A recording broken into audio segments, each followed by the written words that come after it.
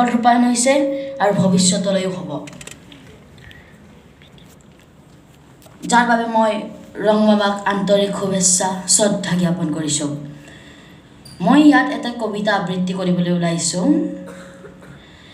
আচলতে এই ৰং মেলাৰ যি অনুষ্ঠান, সেই অনুষ্ঠানৰ বিষয়ে মোক কীৰ্তিমান আগৰ পৰাই কৈ আছিল, কিন্তু মইহে ইমান গুৰুত্ব দিয়া নাছিলোঁ। কিন্তু আজি আহিলোঁ তাৰ লগত, আহি মই ভাবিছোঁ মই এইবাৰৰ পৰা মই এই ৰং মেলাৰ লগত জড়িত হ'ম, আৰু ইয়াৰ কাৰণে মই কীৰ্তিমানক বহুত ধন্যবাদ জ্ঞাপন কৰিছোঁ। মই যিহেতুকে শংকৰদেৱ শিশু বিদ্যা নিকেতন বেলতলাত পঢ়োঁ, তাত ককা আইতা দিৱস উদযাপন কৰা হয়।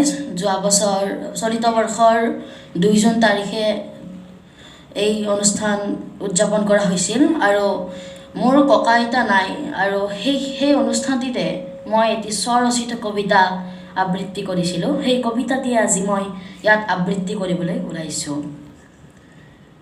কবিতাৰ শিৰোনাম ককা আইতাৰ সপোন।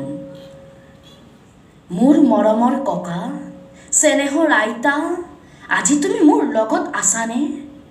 বিশ্বাস, মোৰ বিশ্বাস তুমি মোক চাই আছা সৰগৰ পৰা। মই তোমাক সপোনতে দেখোঁ জানা।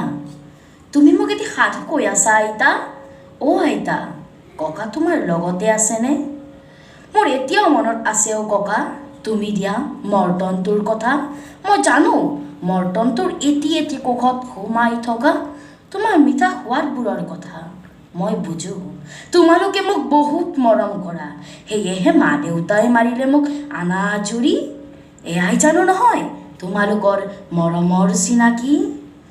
ককা, তোমাৰ ইচ্ছা আছিল নহয় মোক ভাল অসমীয়া মাধ্যমৰ স্কুলত পঢ়োৱা। চোৱা, মই শংকৰদেৱত পঢ়োঁ। আইতা, তুমি কোৱা সাধুবোৰ এতিয়াও মনত আছে। ককাই হাতত ধৰি খোজ কঢ়োৱা হাতৰ চাপ মোৰ যেন এতিয়াও হাততেই আছে।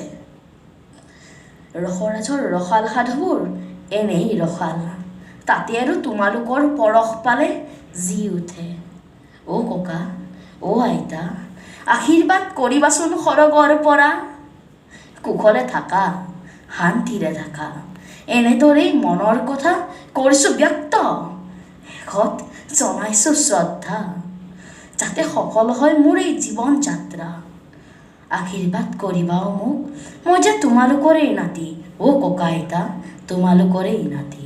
ধন্যবাদ।